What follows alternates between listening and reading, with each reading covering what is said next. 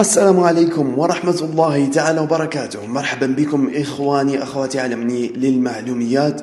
اليوم في موضوع فريد من نوعه لأول مرة يطرح. اشترك في قناتك يعني شيء جميل والله رائع. أكثر تطور وصل إليه العرب من أكبر الاختراعات. لم أرى اختراع مثل هذا، أعجبني أبهرني يعني والله حتى وصلت إلى درجة أني أردت أن أعمل له حلقة. لماذا؟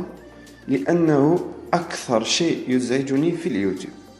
كرهته، مللت منه، أصبحت أكره الشخص الذي يعمله. لماذا؟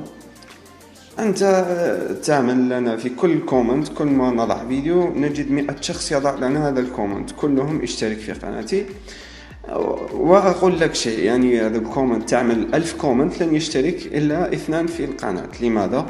لأن المشتركين كيف يأتون في القناة؟ يأتون عن رضا، يعني يصبحون معجبون، يعني متابعون، يريدون منك المزيد. هذا هو أنا مثلا أشترك في قنوات، أنا أيضا أشترك في قنوات وأتابعها يوميا. هي قنوات للديزاين، وأنا هذا هو المجال الذي يعجبني كثيرا، أتابعهم يوميا وأرى وأتعلم منهم يعني. ولماذا أشترك في قناة شخص يعني عادي لا يعمل لا فيديو، يضع لنا فيديوهات يعني رأيناها من قبل أعاد وضعها؟ لماذا نشترك في قناتي؟ لم أرى شيء ولا مثيل لهذا. والله العظيم أطلب منكم طلب صغير، لم أطلب شيء، لم أطلب مساعدة، لم أطلب أي شيء منذ بدأت التدوين وبدأت في اليوتيوب، ولكن أطلب منكم هذا الطلب: لا تعمل لي هذا الكومنت من فضلك، أرجوك بليز ابتعد عن قناتي، اذهب منها، لا تعمل لي هذا الكومنت. لماذا؟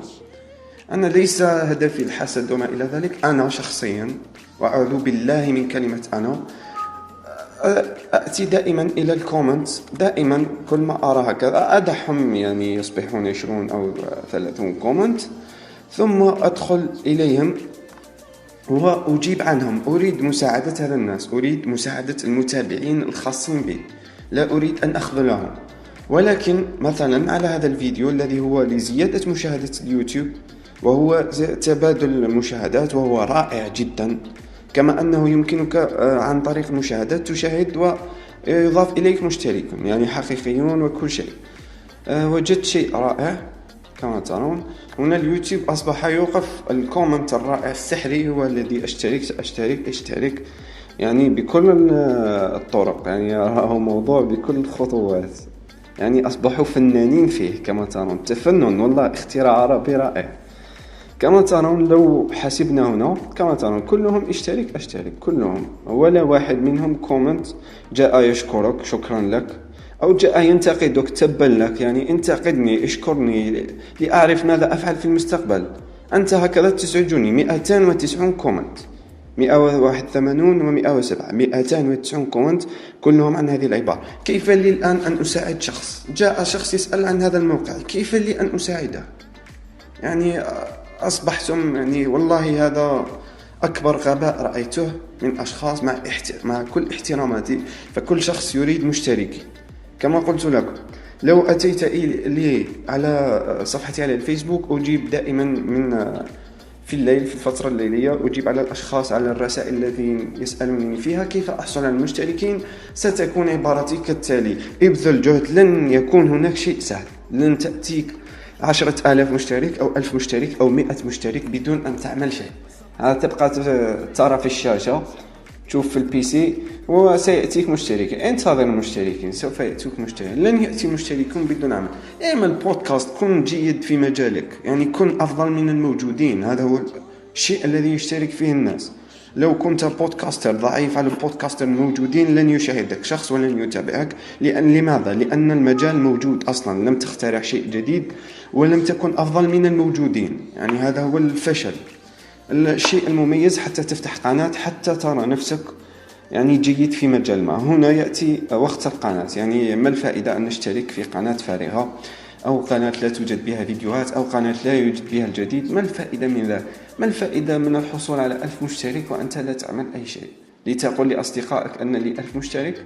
أنا شخصيا، وأعوذ بالله من كلمة أنا من جديد، ولا صديق ولا شخص يعرف من هو صاحب الأمن إلا القلة القليلة الذين تعرفت عليهم في اليوتيوب والفيسبوك وبعض أفراد العائلة. والله لم أقل يوما أني أملك قناة، يعني ما الفائدة؟ كل شيء يرجع مع نفسك. كن فخور مع نفسك، لماذا تفتخر مع الناس؟ وقت الناس يعني سيأتي لاحقا عندما تحقق إنجاز كبير، في ذلك الوقت اذهب إلى الناس وقل لهم فعلت شيء جيد.